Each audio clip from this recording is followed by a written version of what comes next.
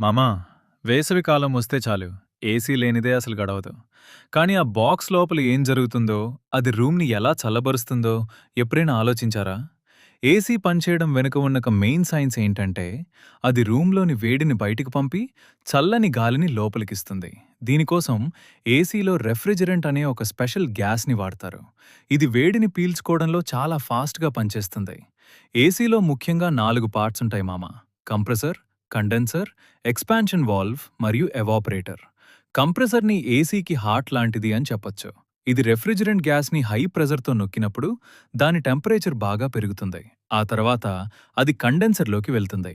మీరు AC outdoor unit వెనుక నిలబడితే వేడిగాలి వస్తుంది కదా, అది ఇక్కడే జరుగుతుంది. ఆ వేడి గ్యాస్ కండెన్సర్లో చల్లబడి లిక్విడ్గా మారుతుంది. ఆ తర్వాత అది ఎక్స్పాన్షన్ వాల్వ్లోకి వెళ్తుంది. ఇక్కడ ఒక చిన్న మ్యాజిక్ జరుగుతుంది మామా.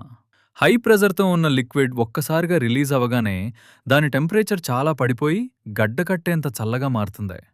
ఇప్పుడు ఈ చల్లని లిక్విడ్ మన ఇంట్లో ఉండే ఎవాపరేటర్ కాయిల్స్‌లోకి ప్రవహిస్తుంది.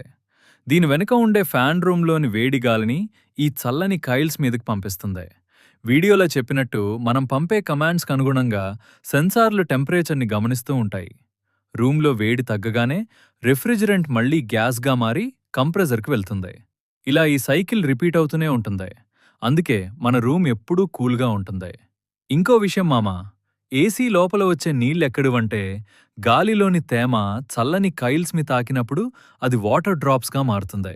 ఇది మామా ఏసీ వెనుక ఉన్న అసలు సంగతి.